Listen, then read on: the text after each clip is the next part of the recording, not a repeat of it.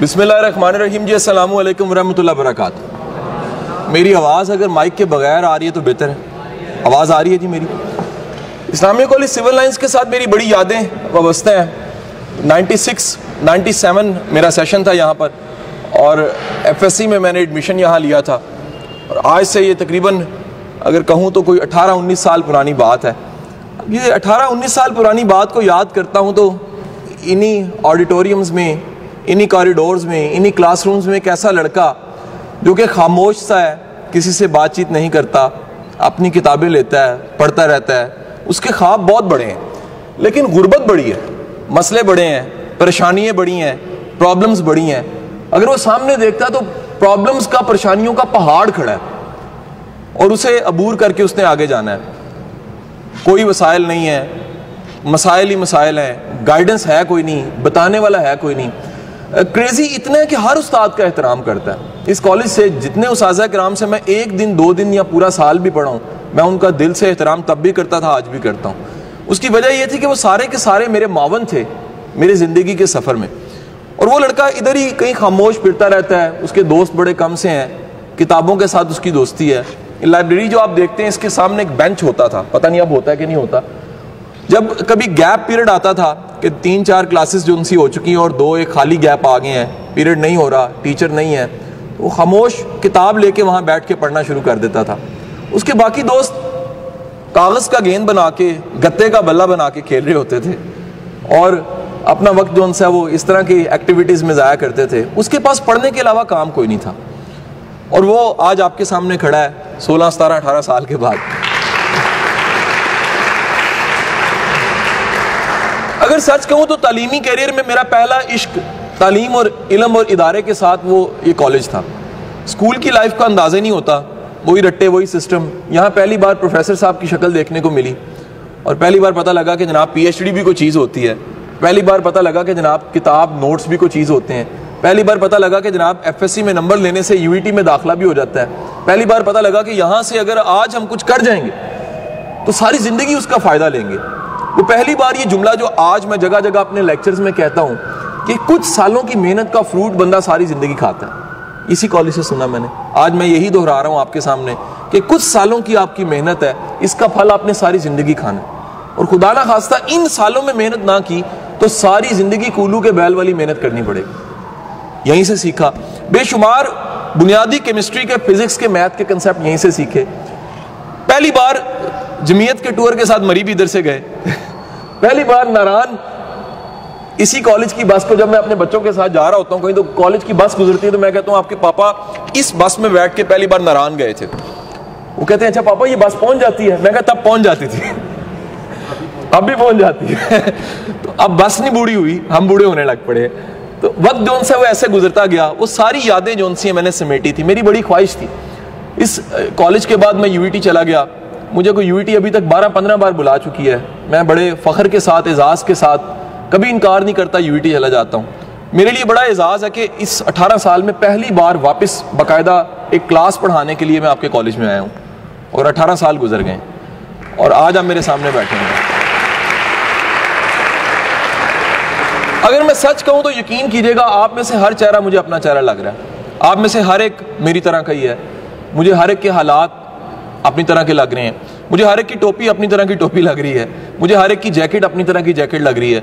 मुझे हर एक का नीम मुस्कुराता चेहरा अपनी तरह का लग रहा है। मुझे हर कोई थोड़ा थोड़ा सा उदास जो लग रहा है अपनी तरह लग रहा है। मुझे हर कोई जिसको पहली मोहब्बत हुई अपनी तरह लग रहा है, और जिसको पहली मोहब्बत उसकी जान छूट चुकी है वो भी अपनी तरह लग रहा है। क्योंकि ये सारे मसले कॉलेज के साथ थे, इसी दौर में थे, इसी अयाम में थे। एक इनकलाब जो आया इस कॉलेज में, इस मेरे आज से 17-18 साल पहले जब इधर पढ़ता था, वो ये था कि इन्हीं अयाम में जब मैं FSC में यहाँ पढ़ रहा था तो मैंने सोचना सीखा। ये जुमला बड़ा इंपॉर्टेंट है। और सोचना सीखने के साथ साथ बड़ा सोचना सीखा। हम सारी जिंदगी सोचते हैं, आपको पता है हम ख्वाब में भी सोच रहे होते हैं, हम सुबह उठते हैं सोच रहे होते हैं, हम रात को सोते हैं सोच रहे होते हैं, हम दोपहर को सोच रहे होते हैं, हम इस वक्त भी कुछ सोच रहे हैं। मैं आपको कुछ कह रहा हूँ, आप कुछ और भी सोच सकते हैं। ये तो करोड़ शुक्र है कि हमारी सोचें को पढ़ नहीं लेता, लेकिन अब्बा जी को पता लग जाए कुट पढ़नी शुरू हो जाए। کہ میرا منڈا سوچتا ہے کس طرح نکلنا ہے. کلاس میں بیٹھے ٹیچر کو پتہ لگ جائے تو کلاس سے نکال دے. یہ تو اللہ ہی جانتا ہے سوچے کیا ہیں. جو سوچیں تھیں باقاعدہ طور پہ پہلی بار یہ ہوا کہ میں نے بڑا سوچنا شروع کر دیا. بڑا کیا سوچنا شروع کیا کہ میرا ایک کلاس فیلو ہوتا تھا, وہ ناظم تھا ہمارے ونگ کا, تو میں اسے کہا کرتا تھا کہ یار میں بڑے ہو کے کتابیں لکھوں گا. اچھا یہ عام بات ہے کہ جب بھی آپ اپنی کلاس کے لڑکوں سے ہٹ کے سوچتے ہیں وہ سارے کہتے ہیں چھڑ نہ آئے بہ جا رام نت, تو کتابیں پڑھتا ہے نہیں جن نہیں لکھیں گا. ٹھیک ہے جی. میں کہتا تھا یار میں کچھ کر کے دکھاؤں گا. وہ سارے کہتے تھے کہ یار آرام سے بیٹھ جا, یہ جو کام کر رہا ہے یہی ٹھیک ہے, وہ بڑا کام کرنے کی ضرورت نہیں ہے, کوئی ضرورت نہیں ہے. حضور والا میں نہیں سنتا تھا.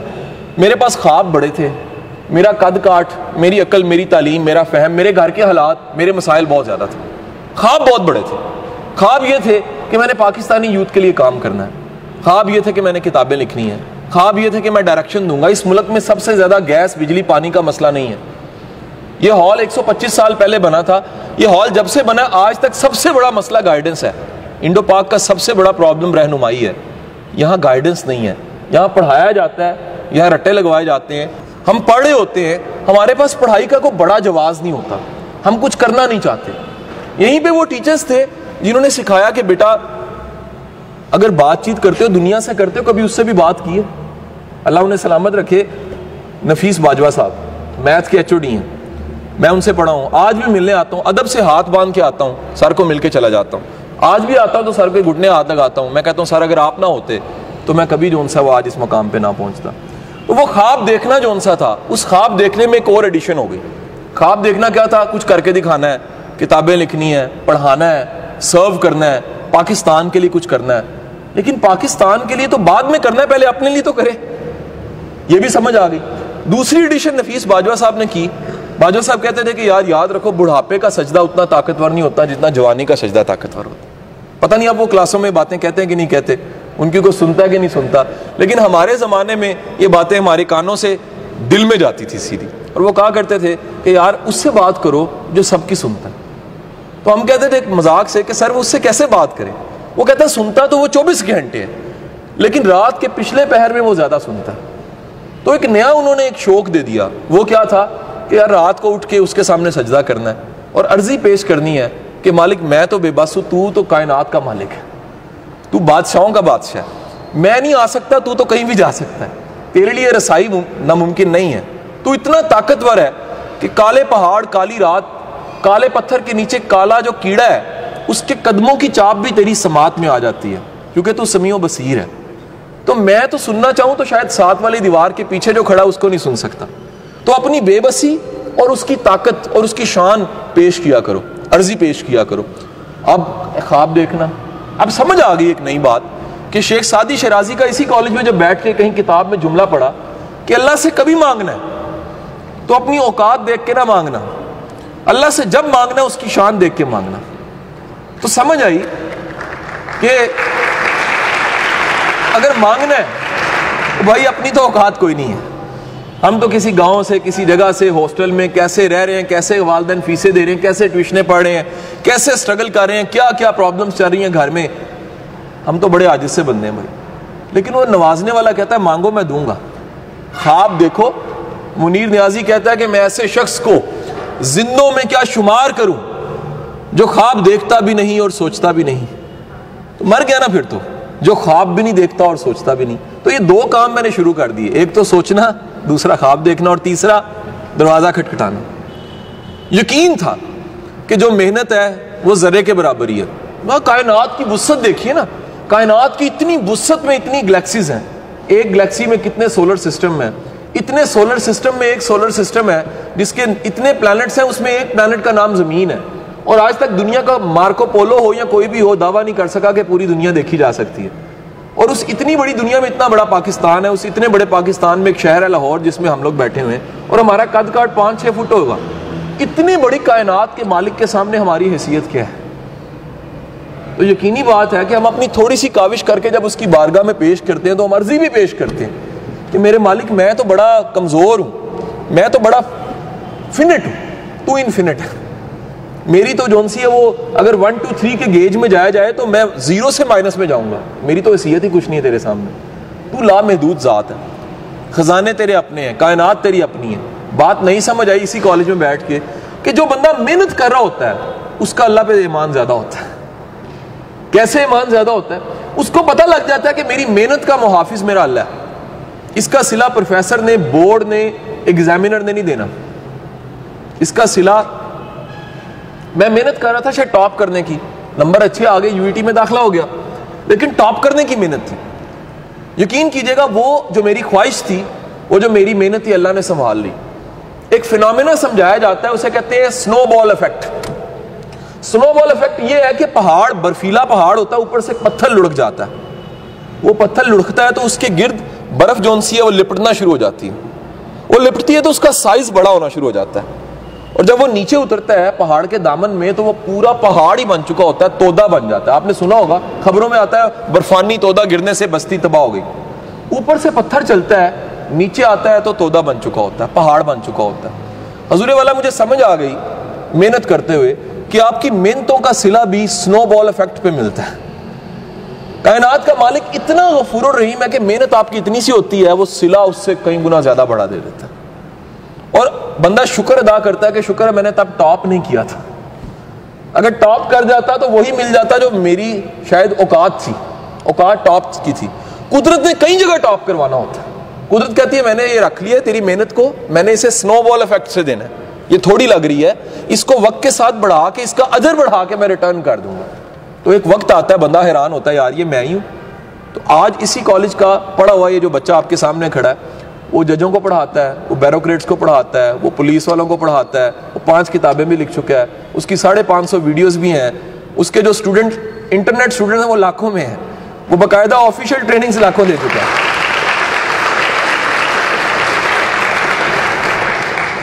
تو حضور والا میری اوقات تو نہیں تھی، پھر میں کہوں گا میری تو بساط اور میری اوقات اور حیثیت بہت تھوڑی تھی، لیکن شاید میرے مالک کی شان، بلکہ یقیناً میرے مالک کی شان بہت بلند، بہت اعلیٰ، بہت بڑی تھی.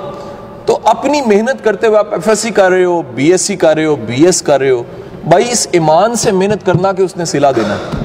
اس سسٹم نے جواب نہیں دینی. رازق وہ ہے. پہلا سوال یہ ہے من ربو کا، بتا تیرا رازق جون سا تھا؟ میاں نواز شریف تھا، یہ حکومت تھی، یہ سسٹم تھا، یہ شہباز شریف تھا، یہ کون تھا؟ تم کہو گے وہ میرے مالک تو تھا رازق، کسی کی کیا مجال کے مجھے رزق دیتا. اگر یہ جواب ہوگا تو بخشے جاؤ گے. تو یہ نہ سمجھ بیٹھنا کہ محنتیں، ڈگریاں، جابز یہ رازق ہیں. رازق رب کی ذات ہے. تمہارا کام محنت کرنا ہے، صلہ دینا اس کا کام ہے. وہ کہہ رہا ہے میں رب ہوں، میں رازق ہوں، میں ریٹرن کرتا ہوں، میں رکھتا نہیں ہوں. خدا نے آج تک کسی کا خلوص اور محنت ضائع نہیں کی. یہ اس کی شان ہے کہ وہ محنت کو ہمیشہ ریٹرن کرتا ہے، خلوص کو ریٹرن کرتا ہے. وہ اتنا غیرت والا، اتنا اعلیٰ ظرف رب ہے. وہ کہتا ہے تمہاری آنکھ میں مکھی کے برابر، اگر سر کے برابر بھی آنسو آ جاتا ہے میں بخش دیتا ہوں. اس کی بخشش کی اتنی بڑی شان ہے کہ وہ بخشنے پہ آئے، کہتا ہے اگر خوف خدا سے مکھی کے سر کے برابر بھی آنسو آ گیا میں بخش دوں گا، کہ میرے بندے نے مجھے دیکھا نہیں، میری خشیت سے، میرے خوف سے میرے سے توبہ کر لیے، معافی مانگ لیے. تو حضور والا یہی عمر ہے ولی بننے کی، یہی عمر ہے دانشور بننے کی، یہی عمر ہے ایک بڑا سائنٹسٹ بننے کی، یہی عمر ہے بڑا انجینئر بننے کی، یہی عمر ہے چارٹرڈ اکاؤنٹنٹ بننے کی، یہی عمر ہے آرمی میں جانے کی، یہی عمر ہے جرنیل بننے کی، یہی عمر ہے بڑا انسان بننے کی، بشرطے عظمت کا بیج اس عمر میں لگا لیجیے. اگر عظمت کا بیج اس عمر میں نہیں لگاؤ گے تو میرے بھائی پھر بن کے کچھ بننا بڑا مشکل ہے.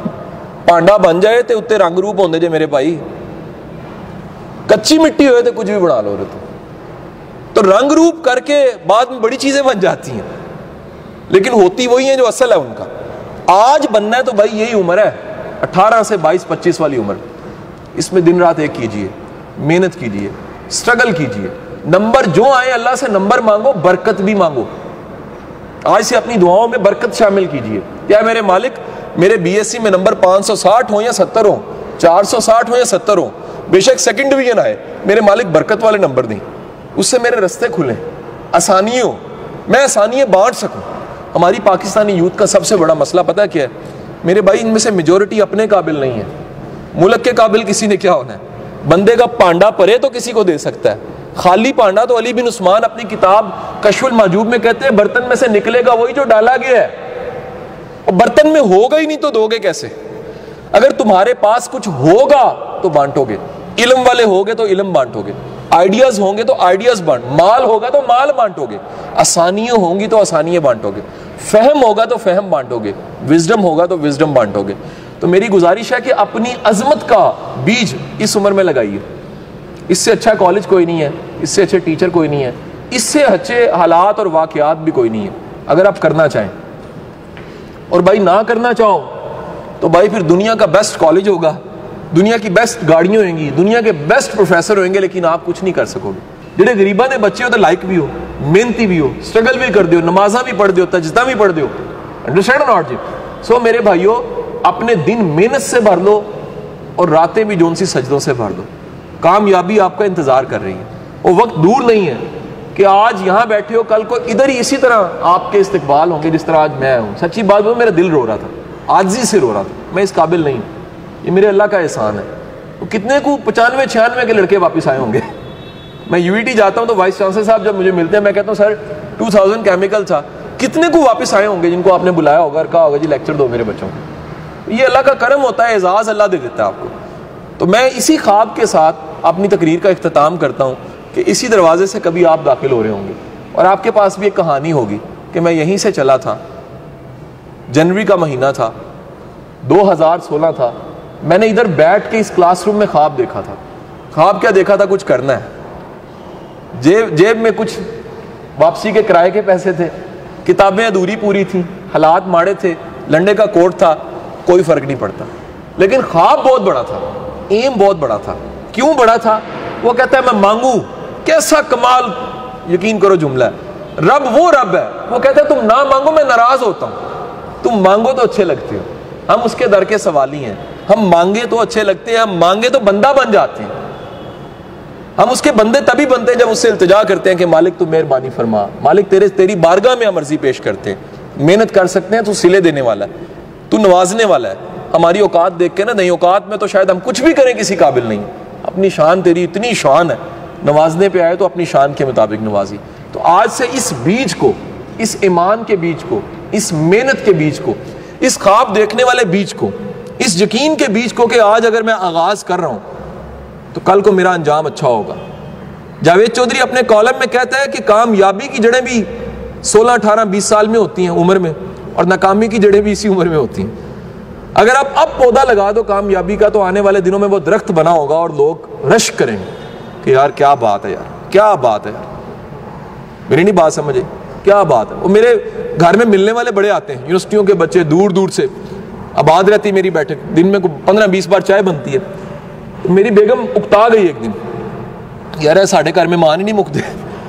ایک گھر میں وہ جو کام والی محترمہ تھی, چھوٹی بچی ہماری باجی, اس نے پوچھا باجی اینے بندے کیوں آندے نے ملن واسطے؟ وہ کہندی اینے قرض لیتا ہے واپس کر دے.